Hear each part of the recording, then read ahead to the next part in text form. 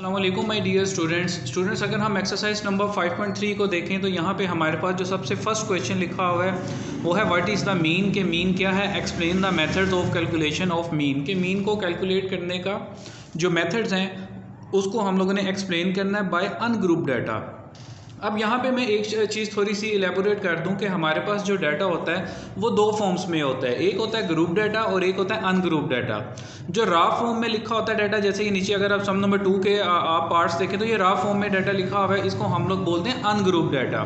ठीक है, तो अनग्रुप डाटा को सोल्व करने के लिए मीन का एक अलग फार्मूला है, ठीक है, और ग्रुप डाटा को सोल्व करने के लिए मीन का एक डिफरेंट फार्मूला है। ठीक है, वो जैसे जैसे फर्दर हम आगे क्वेश्चंस करेंगे और तो साथ साथ मैं आपको एक्सप्लेन करता जाऊंगा।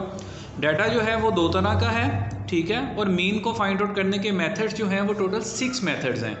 ठीक है, 3 मेथड्स जो हैं वो ग्रुप डाटा के हैं और 3 मेथड्स जो हैं वो अनग्रुप डाटा के हैं। तो जैसे जैसे फर्दर हम आगे पढ़ेंगे तो क्वेश्चंस को हम लोग सोल्व करेंगे तो मैं साथ साथ वो भी एक्सप्लेन करता जाऊँगा। तो सबसे पहले हम डेफिनेशन जो है इसकी देख लेते हैं कि व्हाट इज़ द मीन। यहाँ पे अगर हम देखें तो यहाँ पे डेफिनेशन भी लिखी हुई है अनग्रुप डाटा के बारे में और एक की फैक्ट भी लिखा हुआ है। तो की फैक्ट जो होता है ना वो मोस्ट इंपॉर्टेंट मोस्ट वाइटल जो है वो ब्लॉक होता है, तो उसको ज़रूर स्टडी करना चाहिए। अगर हम की फैक्ट को स्टडी करें तो यहाँ पे लिखा हुआ है द एवरेज इज़ कैलकुलेटेड। अब एवरेज जो है वो मीन ही है, mean is average. The average is calculated by adding all the values, कि जितनी भी वैल्यूज़ होंगी अनग्रुप डाटा में उन सबको हमने ऐड कर लेना है, ठीक है, उन सबको हमने सम अप कर लेना है and then dividing it by the total number of values.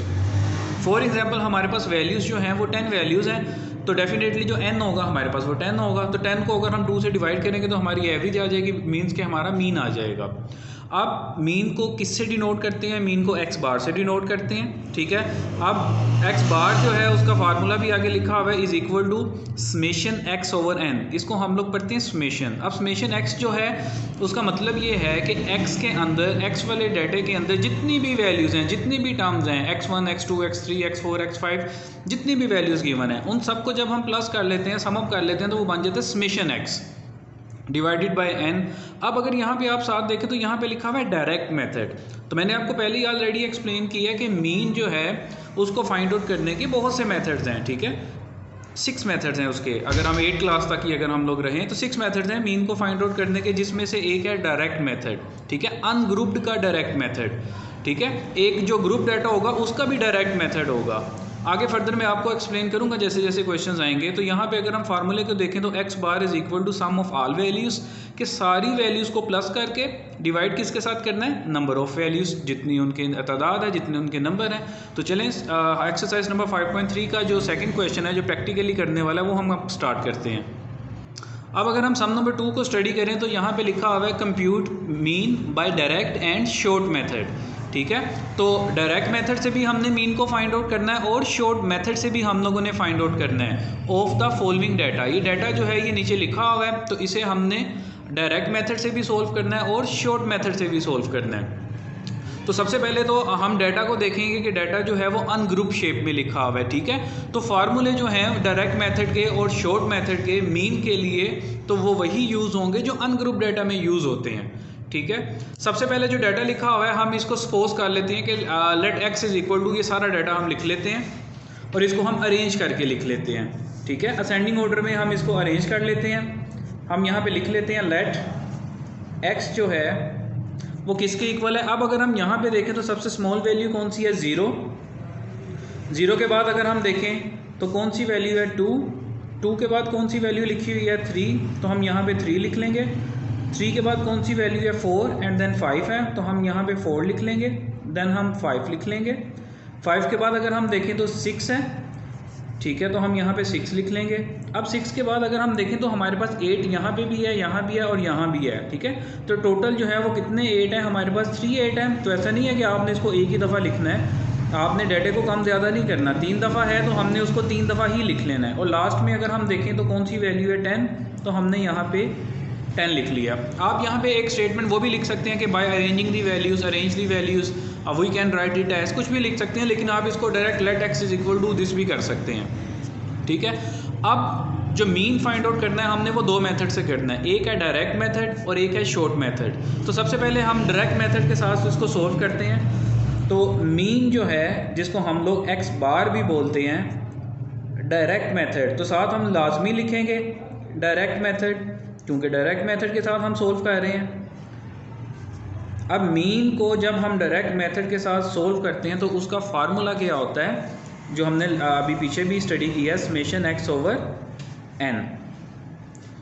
अब समेशन एक्स क्या होगा, अब यहाँ पे जो हमारे पास डाटा गिवन है ना 0 2 3 4 5 6 8 8 8 एंड 10, इन सबको अगर हम प्लस कर लेंगे ना तो ये हमारा आ जाएगा समेशन एक्स आ जाएगा। ठीक है, तो हम लोग इसके दरमियान प्लस का साइन लगा देते हैं, 0 + 2 + 3 + 4 + 5 + 6, और 6 के बाद 8 जो है वो कितनी दफ़ा है, 3 दफ़ा है, तो उसको हम 3 दफ़ा लिख लेंगे, प्लस 10 जो है वो 1 दफ़ा है तो उसको हम 1 दफ़ा लिख लेंगे, डिवाइडेड बाय, अब यहाँ पे लिखा हुआ है n। n क्या होता है, नंबर ऑफ़ वैल्यूज़। तो अब हम काउंट करते हैं कि टोटल नंबर ऑफ़ वैल्यूज़ जो है वो कितनी है, 1 2 3 4 5 6 7 8 9 10। तो टोटल जो नंबर ऑफ़ वैल्यूज़ हैं वो 10 है, विच मीन्स कि यहाँ पे क्या आ जाएगा, n की जगह पे 10। अब हम इसको प्लस कर लेते हैं, 2 में अगर हम 3 प्लस करें तो 3 + 2 क्या होता है 5, 5 + 4 क्या होता है 9, 9 में अगर हम 5 प्लस करें तो 14, 14 में अगर हम 6 प्लस करें तो 20, 20 में अगर हम 8 प्लस करें तो 28, 28 में जब हम 8 प्लस करेंगे तो 36, 36 में हम जब 8 प्लस करेंगे तो 44, 44 में जब हम 10 प्लस करेंगे तो हमारे पास आ जाएगा 54। लेकिन आपने इस तरह से इसको प्लस नहीं करना, आप इसको कैलकुलेटर पे अगर करेंगे तो ज़्यादा इजी हो जाएगा आपके लिए। ठीक है, इन सबको प्लस करके हमारे पास क्या आ गया 54 डिवाइडेड बाय 10। ठीक है, अब मैं कैलकुलेटर पे इसको डिवाइड करके देखता हूँ, हालांकि ये एक नॉर्मल सी डिवीज़न है, आप इसको ज़ुबानी भी कर सकते हैं, 5.4 आंसर आएगा इसका। अगर हम 54 को डिवाइड करते हैं 10 के ऊपर, ठीक है, तो हमारे पास आंसर क्या आ रहा है 5.4, तो यहाँ पे हम क्या लिख देंगे 5.4, और ये हमारा किसका आंसर है, हमारा x बार का, मीन्स के हमारा मीन का आंसर है डायरेक्ट मेथड के साथ। तो अभी ये हमारा क्वेश्चन जो है वो पूरा सोल्व नहीं हुआ, अभी हम लोगों ने डायरेक्ट मेथड किया, अभी हम लोगों ने शॉर्ट मेथड जो है उसको अभी सोल्व करना है। आप लोगों ने इन फार्मूलाज को साथ साथ लिखना है, एक पेज बना लेना है।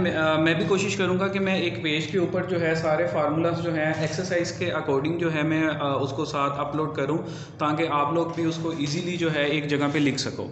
अब x बार जो है या मीन जो है हम लोगों ने डायरेक्ट मेथड से तो सोल्व कर लिया, डायरेक्ट मेथड में मीन का फार्मूला था समेशन x ओवर n। लेकिन अगर हम शॉर्ट मेथड को देखें तो शॉर्ट मेथड में मीन का जो फार्मूला है वो होता है a plus summation d over n। अब n जो है वो नंबर ऑफ़ वैल्यूज़ है 10, वो हमारे पास मौजूद है। अब हमारे पास ना तो a है ना ही हमारे पास d है। ठीक है, तो अब ये जो कॉलम्स है ना ये हम खुद ही फाइंड आउट करेंगे। सबसे पहले जो है हम एक कॉलम ड्रा करेंगे x का, ठीक है, जो x हम लोगों ने डाटा जो हमारा अरेंज किया हुआ है उसको हम एज इट इज़ लिख देंगे 0, 0 के बाद क्या आ जाएगा 2, 2 के बाद क्या आ जाएगा 3, 3 के बाद क्या आ जाएगा 4, 4 के बाद क्या आ जाएगा 5, 5 के बाद क्या आ जाएगा 6, और 6 के बाद हमारे पास 8 जो है वो कितनी दफ़ा है 3 दफ़ा है, तो यहाँ पे हम 3 दफ़ा 8 लिख देंगे और लास्ट में हमारे पास आ जाएगा 10 आ जाएगा। ठीक है, तो हमारा पहला जो कॉलम है x का वो ये बन गया, जो हम लोगों ने अरेंज करके लिखा हुआ था डाटा उसको एज इट इज़ हम लोगों ने यहाँ पे लिख देना है। अब जो d है ना, d डेविएशन, जो d है, d का फार्मूला होता है d = x - a। ठीक है, d = x - a। अब आप लोग ये सोचेंगे कि x तो चलो हमारे पास मौजूद है, ठीक है, x वाला कॉलम हमारे पास मौजूद है, लेकिन ये a क्या है हमारे पास। तो x वाले कॉलम में से आप किसी भी वैल्यू को a सपोज कर सकते हैं। ठीक है, फॉर एग्जांपल मैं सपोज कर लेता हूँ 5 को मैं a सपोज कर लेता हूँ। ठीक है, आप किसी को भी किसी का नाम भी आप a रख सकते हैं। ठीक है, अब d क्या होगा हमारा x - a। अब x क्या है हमारा 0, तो x की जगह पे हम लिख देंगे 0 माइनस a क्या है हमारा 5, तो 0 में से जब 0 - 5 क्या होता है -5। आप नंबर 2 अगर देखें d जो है डेविएशन जो है, दोबारा से अगर पहली वाली रो का तो हमने लिख लिया, अब दूसरी वाली रो का हम लोगों ने लिखना है, तो वो क्या हो जाएगा x - a यानी कि 2 - 5 देन 3 - 5 देन 4 - 5। ठीक है, तो इस तरह से हम लिख लेंगे 2 - 5, तो 2 - 5 क्या होता है -3, देन इसके बाद 3 - 5, तो 3 - 5 क्या होता है -2, देन उसके बाद 4 - 5, तो 4 - 5 क्या होता है -1। अब यहाँ पे जो 5 है जिसको हम लोगों ने ए तो सपोज किया हुआ है, लेकिन है तो वो भी एक एक्स ही ना, तो उसमें से भी ए जो है वो माइनस होगा, तो 5 - 5 इज इक्वल टू 0। देन उसके बाद 6 - 5 8 - 5, देन 8 फिर 8 - 5 फिर 8 - 5 और फिर 10 - 5। तो अगर 6 में से हम 5 माइनस करें तो क्या आ जाएगा 1। अब एक चीज़ देखें कि ए जो है हम लोगों ने 5 सपोज किया हुआ है, तो ए ही सारा डिवाइड होता जा रहा है, ठीक है। एंड देन 8 - 5 ये किसके इक्वल होगा 3 के। देन अगेन 8 - 5 ये किसके इक्वल होगा, फिर से ये 3 के इक्वल होगा। देन अगेन 8 - 5 ये किसके इक्वल होगा, ये फिर से 3 के इक्वल होगा। देन अगेन 10 - 5 ये किसके इक्वल होगा 5 के इक्वल होगा। अब जो डी वाला कॉलम है, ठीक है, वो हमारे पास सारा आ गया, हमारे पास डी की वैल्यू सारी आ गई हैं। अब हमारे पास जो फार्मूला ऊपर लिखा हुआ है, जो मीन शॉर्ट मेथड से फाइंड आउट करने का अनग्रुप डाटा में, वो लिखा हुआ है a + summation d over n। तो x को जब हम लोग प्लस करते हैं तो हम लोग जो वैल्यू आती है x को प्लस करके, हम लोग उसको किस तरह से लिखते हैं समेशन x। तो सेम एज इट इज़ जब हम d वाले कॉलम को प्लस करेंगे तो हमारे पास आ जाएगा समेशन d, ठीक है। तो अब समेशन d हमारे पास क्या होगा कि हमने d वाले कॉलम को सारा आपस में प्लस कर लेना है, ठीक है। अब कुछ वैल्यूज़ जो हैं वो इस माइनस में लिखी हुई हैं, कुछ वैल्यूज़ जो हैं वो प्लस में लिखी हुई हैं। आप इसको कैलकुलेटर से भी सोल्व कर सकते हैं, ठीक है, लेकिन मैं इसको ज़ुबानी आपको सोल्व करके दिखाता हूँ। इसका सबसे इजी वे ये है कि आप सबसे पहले प्लस वाली जो वैल्यूज़ हैं ना उनको ऐड ऑन कर लें, ठीक है, और उसमें से फिर 1 बाय 1 जो माइनस वाली वैल्यूज़ हैं आप उसको माइनस करते जाएँ। अब यहाँ पे प्लस वाली वैल्यू कौन सी है 5 + 3 क्या होता है 8 में अगर हम 3 प्लस करें तो 11 में अगर हम 3 प्लस करें तो 14, ठीक है, 14 में अगर हम 1 प्लस करें तो 15। दोबारा से इसको क्रॉस चेक कर लेते हैं, 5 6 7 8 9 10 11 12 13 14 और 1 15, ठीक है। इनको प्लस करके हमारे पास क्या आ गया 15। अब ये कुछ वैल्यूज़ माइनस भी तो हो रही हैं, 15 में से अगर हम 1 माइनस करें तो हमारे पास रह जाएगा रिमेनिंग 14 में से अगर हम 2 माइनस करेंगे 12 में से हम लोग अगर 3 माइनस करेंगे तो हमारे पास रह जाएगा 9, और 9 में से अगर हम 5 माइनस करेंगे तो हमारे पास आ जाएगा 4। तो समेशन डी क्या आ गया अब हमारे पास 4, ठीक है। अब हमारे पास ए की वैल्यू भी मौजूद है, समेशन डी भी मौजूद है, एन भी मौजूद है, तो सिंपल हम क्या करेंगे इस फार्मूले के अंदर वैल्यूज़ को पुट कर देंगे a + summation d over n। तो a हमारे पास क्या है, हम लोगों ने a को चूज़ किया था कि a हमारे पास 5 है, प्लस समेशन d हमारे पास क्या है 4, और n क्या है हमारे पास 10 नंबर ऑफ़ वैल्यूज़। तो अब सिंपल आपने इसका एलसीएम ले लेना है। जब हम इसका एलसीएम ले लेंगे हमारे पास आ जाएगा 10, ठीक है। यहाँ पे आ जाएगा हमारे पास 50 + 4, 50 में अगर हम 4 प्लस करेंगे तो 54, और 54 को अगर हम 10 पे डिवाइड करें तो हमारे पास आंसर क्या आ जाएगा 5.4। तो यहाँ से आप ये चीज़ देखें कि हमने जो डायरेक्ट मेथड से मीन सोल्व किया है उसका आंसर भी 5.4 है, और जो हमने शॉर्ट मेथड से मीन फाइंड आउट किया है उसका आंसर भी 5.4 है। तो आप लोगों ने इस क्वेश्चन में अभी जो 2 फार्मूलाज हैं वो आप लोगों ने लिखने हैं। एक तो आप लोगों ने लिखना है मीन जो है वो शॉर्ट मेथड से अनग्रुप डाटा के लिए, वो क्या फार्मूला है a + summation d over n, d = x - a क्या है कोई भी वैल्यू x में से चूज़ कर सकते हैं, ठीक है।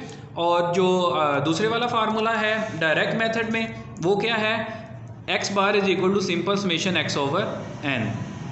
Thank you.